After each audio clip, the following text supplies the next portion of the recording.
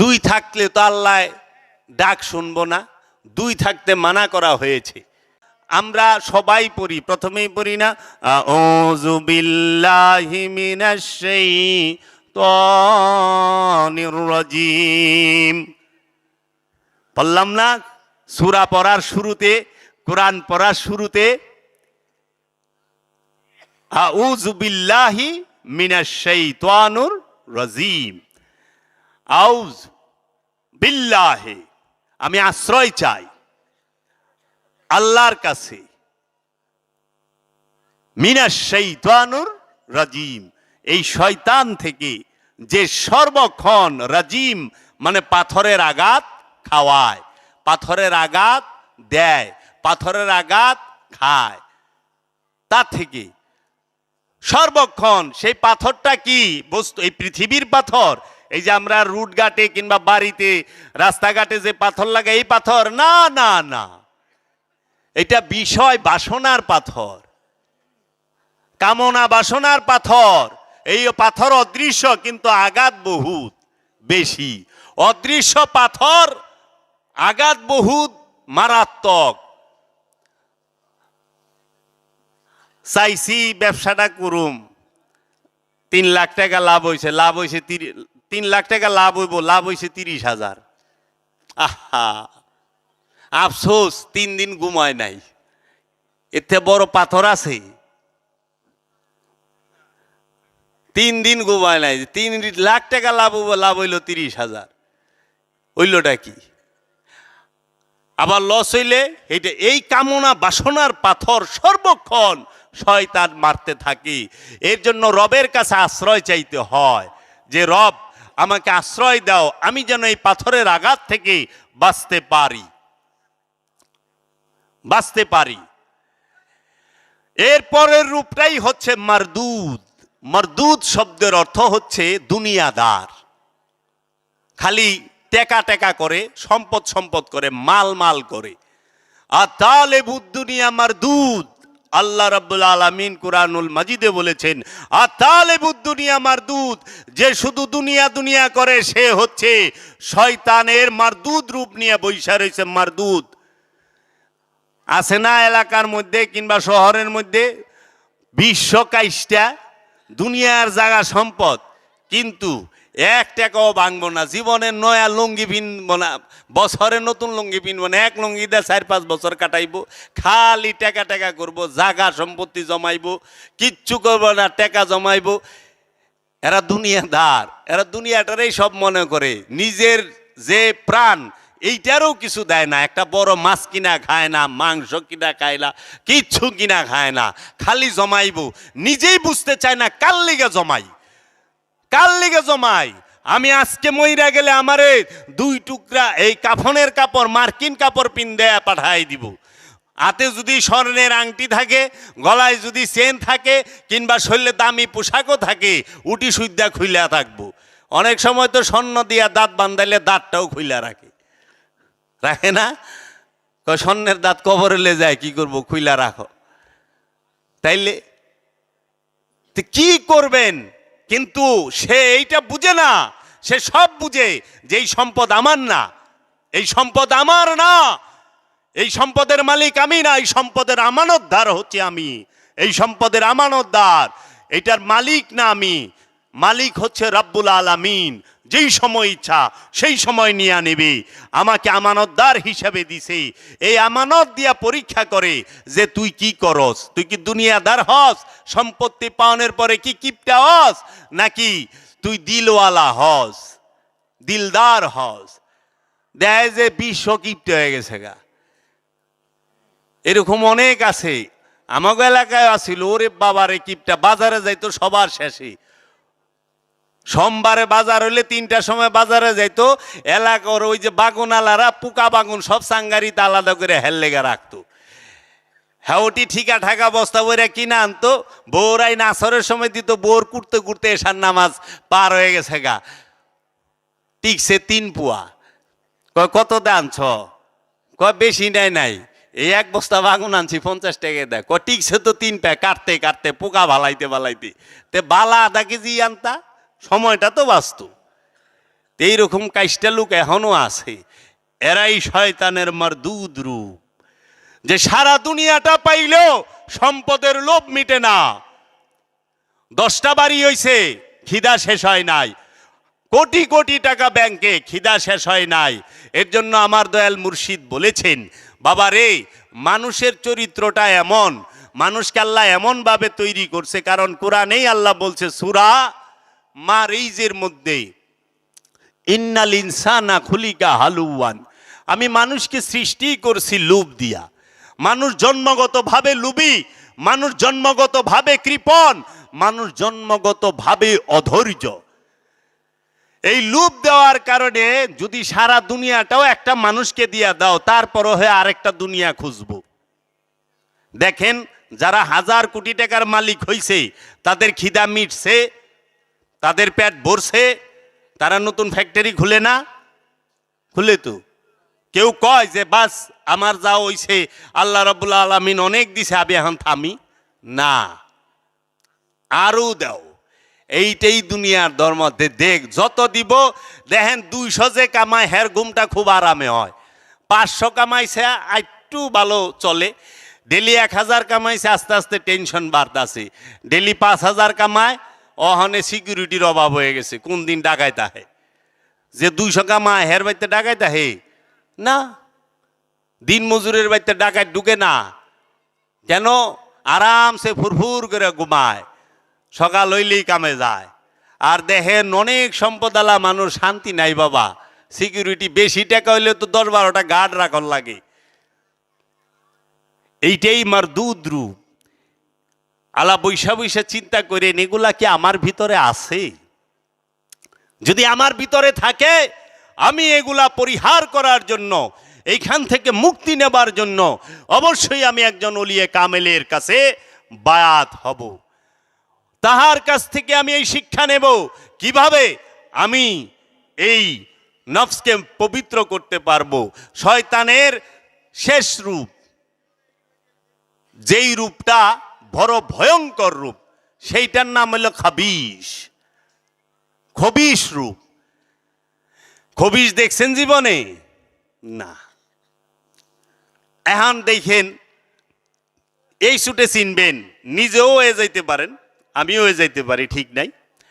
শয়তানের 100%, ইবলিশের 100%, যুগ খান্নাসের 100%, যুগ মরদুদের 100%। কত পার্সেন্ট হইল? 400%। শয়তানের 100%, ইবলিশের 100%, যুগ খান্নাসের 100%, যুগ মরদুদের 100%, টোটাল 400%। যার ভিতরে মৌজুদ, যেই ব্যক্তির ভিতরে কামনা বুঝাই, যেই ব্যক্তির ভিতরে লোভ বুঝাই, যেই ব্যক্তির ভিতরে অহংকার বুঝাই, যেই ব্যক্তির ভিতরে দুনিয়ার বাসনা বুঝাই, এই 400% যার মধ্যে বুঝাই, সে হইল খাবিশ। এইটাই শয়তানের সবচেয়ে ভয়ঙ্কর। যে এই খাবিশ যদি এক এলাকায় থাকে, ওই এলাকার মানুষ সহজে শান্তিতে থাকবো না। এর জন্য দেখেন, নিজে নিজের বিচার করবেন। আমার বিবেক হচ্ছে আমার সবচেয়ে বড় আদালত। এখন আসেন, এই শয়তান তো কলবে থাকে, কলবটা কোথায়? আজ পর্যন্ত আমরা জানি কলব কাকে বলে? কলব কি? কলব কোথায় থাকে? না। নফস কাকে বলে? নফস সম্পর্কে কি কোরআনে কোনো আয়াত আছে? অসংখ্য, শতর উপরে আয়াত আছে নফসের উল্লেখ। এই নফস সম্পর্কে আমরা জানি না। তাই আমার দয়াল মুর্শেদ বাবা জাহাঙ্গীর বলেছেন, বাবা 3টা জিনিস, এই সমগ্র সৃষ্টি জগৎ চলতেছে 3 পাকে, 3টার মধ্যে বাধা। সমগ্র সৃষ্টি জগৎ 3 পাকে বাধা। যেরকম পৃথিবীতে যত গান হয় না, সঙ্গীত হয় না, এই সঙ্গীত যেরকম 7 পাকে বাধা থাকে না, 7 পাকে বাধা থাকে, ঠিক এই সৃষ্টি জগতে, রবের এই সৃষ্টি জগৎ 3 পাকে বাধা। সেই 3 পাক কি? এক হইল নফস মানে প্রাণ, আরেক হইল খান্নাস রূপী শয়তান, আরেক হইল রূপী রব। নফস, শয়তান, রব। নফস, শয়তান, রূহ। এই 3 পাকে বাধা। এই 3টাই কোথায় থাকে? রূহ কোথায় থাকে, শয়তান কোথায় থাকে, নফস কোথায় থাকে? নফস থাকে দেহে, শয়তানও থাকে অন্তরে, কলবে। রূহ থাকে কলবের নিকটে। দলিল? দলিল ছাড়া তো মানা যাইব না, যাইব না। এই তিন পাকে বাদা রব্বুল আলামিন বলতেছেন কুল্লু নাফসুন যায়কাতুল মাউত, প্রত্যেক নফস মৃত্যুর স্বাদ গ্রহণ করবে। কুল্লু প্রত্যেক, নফসুন প্রাণ, যায়কাতুল মাউত, যায়েক মানে স্বাদ গ্রহণ করা, মৌত মানে মৃত্যু।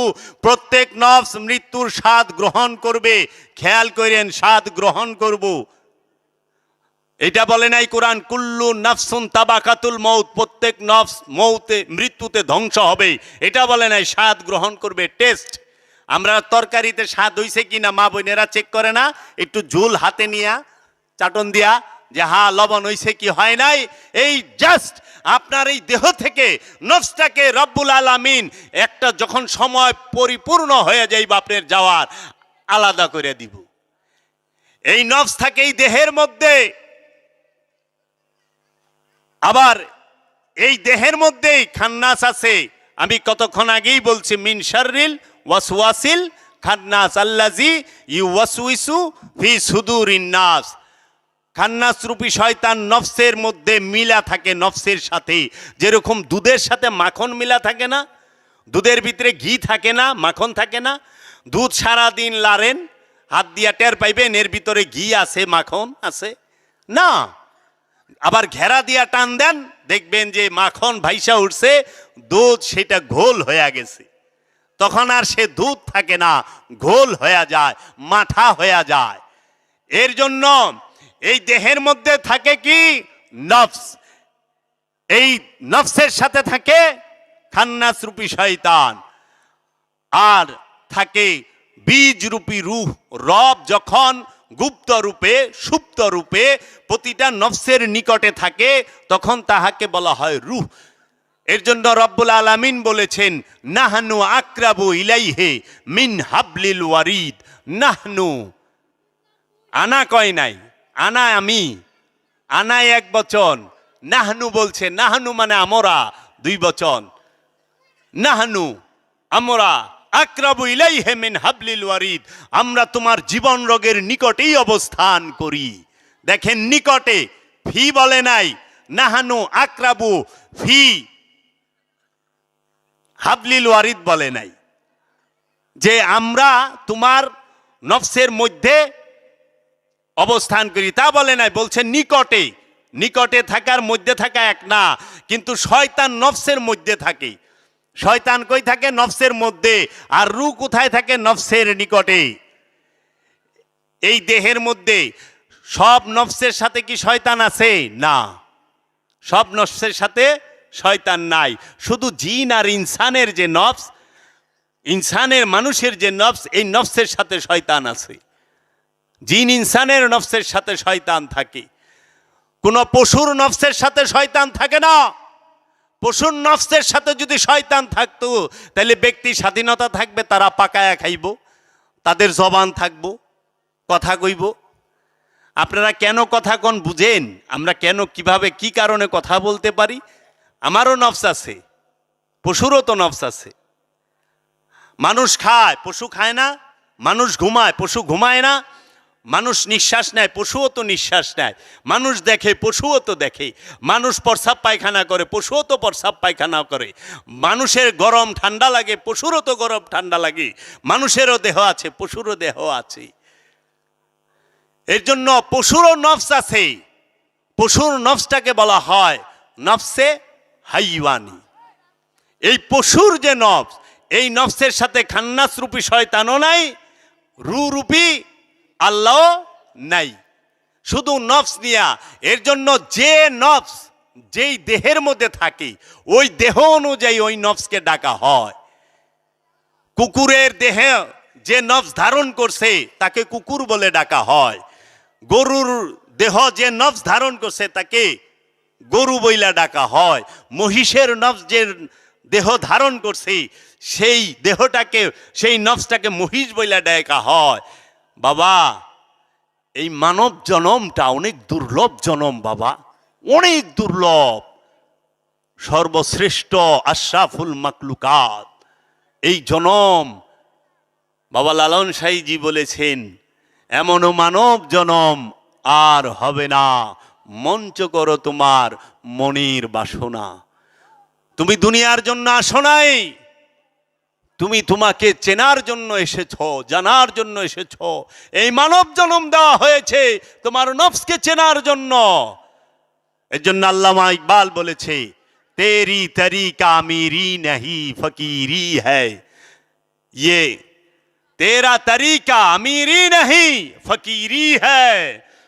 তোমার রাস্তা বাদশাহী না, আমিরি না, বড়লুকি না, ফকিরি है। जहां है तेरे लिए तू नहीं जहां के लिए। এই জাহান, এই সৃষ্টি জগৎ তোমার সেবার জন্য তৈরি করা হয়েছে, কিন্তু তোমাকে এই পৃথিবীর জন্য না। পৃথিবীটা তোমার জন্য, নফসের জন্য দেহ, নফসের জন্য সৃষ্টি করা হয়েছে দেহকে, কিন্তু দেহের জন্য নফসকে না।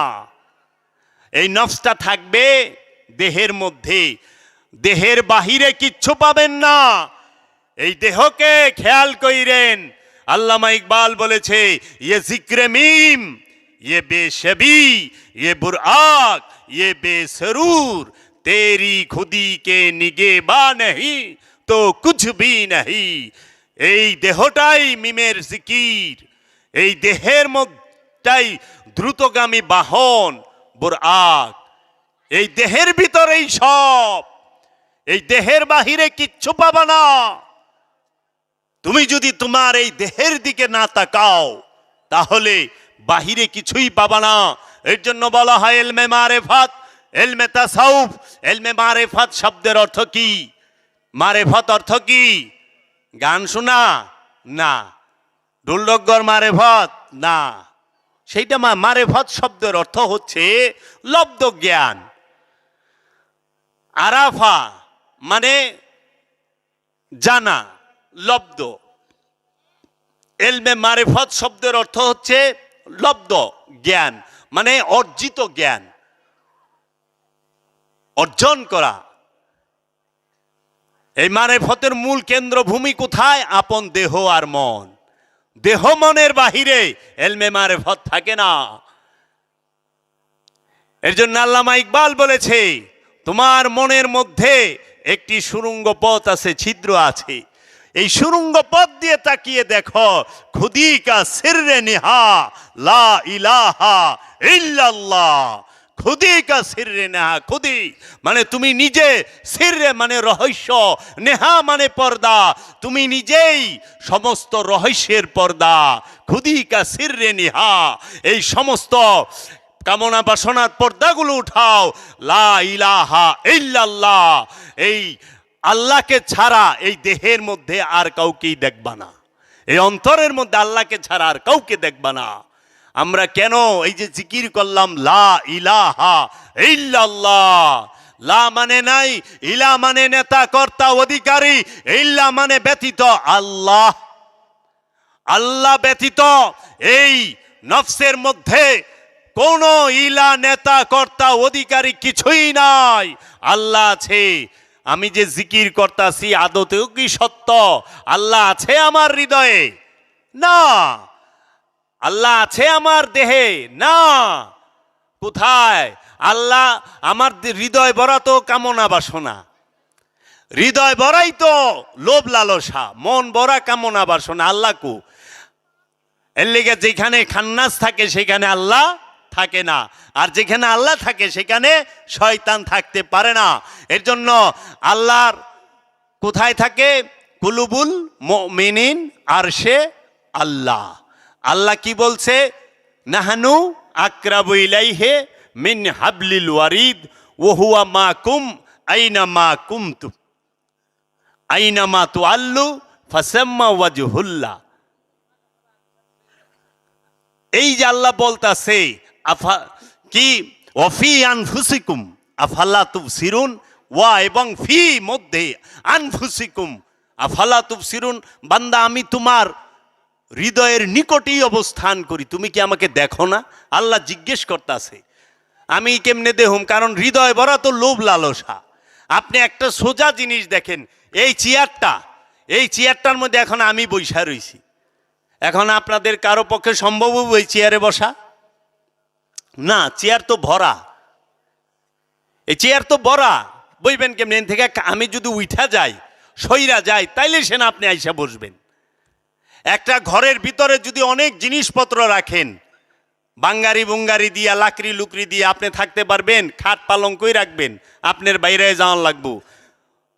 কলবের মধ্যে, কলবের নিকটে আল্লাহ থাকবো, অহনে কলবে রাইখা দিয়েছেন শয়তান রে, তা আল্লাহ কই থেকে কলবে থাকবো? আল্লাহ কলবে নাই, শয়তান বয়া রইছে জড়ো হইয়া। আর শয়তানু জাসিমু আলা কলবি বানি আদম ফাইজা যাকারাল্লাহু খানাসা ওয়া ইজা গাফলাহু ওয়াসওয়াসা। প্রত্যেকটা আদম সন্তানের কলবের মধ্যে শয়তান জড়ো হইয়া বইসা থাকে। যখন সেইখানে রবের জিকির হয়, শয়তান ভাগিয়া যায়। আবার যখন সে গাফেল হয়, তখন সে আবার জড়ো হইয়া বসে। তাই আল্লাহর ওলি বলেছেন, জো দম গাফেল সো দম কাফের। গাফেল যে হয়, যে নিঃশ্বাসটা গাফেল হয়, সেই কাফেরিতে। কারণ অস্বীকার তো সর্বসময় রবকে ডাকতে হবে, রবের খেয়াল থাকতে হবে। সেই নফসের খবরটা যদি আপনি না জানেন, নফস কি, নফস এই দেহে আছে, কেমনে বুঝবেন? এই দেহটা কি নফস? এই দেহ কি নফস? সবাই মনে করে এই দেহটা আমি, নফস মানেই আমি, প্রাণ। সবাই মনে করে এই দেহ আমি। যদি আমি হই এই দেহ, তাহলে মরলে তো দেহ থাকে, আমি তো থাকি না। মানুষ মারা গেলে দেহটা থাকে না পইরা? তা আমি তো পইরাই রইছি। কয় জাবের ভাই ইন্তেকাল করছে, ইন্না লিল্লাহি ওয়া ইন্না ইলাইহি রাজিউন। আচ্ছা, মৃত্যুকালে বয়স হয়েছিল এত, খবরে কয় না? তো জাবের ভাই মইরা গেল, যে হুইয়া রইছে সে কে? কয় এটা জাবের ভাইয়ের লাশ। এখন তো জাবের ভাই হাঁটতাছে, কথা বলতাছে, এখন মানে না যে এইটা জাবেরের লাশ। কিন্তু যখন এই দেহ থেকে নফসটা বের হয়ে যায়, তখন মানে এইটা জাবেরের লাশ, এইটা যাবেন না। তাহলে এই দেহটা কি আমি? না, এই দেহটা আমার। আপনারা কন না আমার দেহ, না আমি দেহ কন? এই হাত কার? এই হাত কি আমি? না, এই হাত আমার। আমরা বলি না আমার হাতে ব্যথা পাইছি, আমার হাত ভাঙছে, আমার হাত কাটছে, আমি হাত কাটছে, আমি হাত ব্যথা পাইছি, আমি, এটা কন না। কিন্তু খুব খেয়াল করেন এই নফসের পরিচয়টা কিভাবে আপনি কিছুটা হইলেও ধারণা পাবেন। এই দেহটা আমি? না, এই দেহটা আমার। এই হাত আমি? না, এই হাত আমার। এই পা দুইটা কি আমি? না, এই পা দুইটা আমার। এই পেট কি আমি? না, এই পেটটা আমার। এই চোখ দুইটা কি আমি? না, চোখ দুইটা আমার। এই কানটা কি আমি? না, এই কান দুইটা আমার। এই মুখটা কি আমি? না, মুখটা আমার। এই নাকটা কি আমি? না, এই নাকটাও আমার। কপালটা কি আমি? না, কপালটা আমার। গালটা আমার, থুতনিটা আমার, গলাটা আমার, লজ্জাস্থান আমার। আমি লজ্জাস্থান তো কই না, কই পায়খানার রাস্তা আমি? না, আমার। তাহলে আমি কো? সবই তো দিহি আমার দেহে ভরা। আমি আর আমির সাথে অন্য কিছু যোগ হইলে আমার হয়। যেরকম আমার কাছে বই, এটা কি বই? এটা কার বই? আমার। আমি বই কই? না, কারণ এটা আমি থেকে আলাদা, এটা আমি না, আমির সাথে যুক্ত। এই পাঞ্জাবি কার? এই পাঞ্জাবি কি আমি? না, পাঞ্জাবি আমার। কারণ এই পাঞ্জাবি আমার দেহের সাথে যুক্ত, কিন্তু দেহই পাঞ্জাবি পাঞ্জাবি।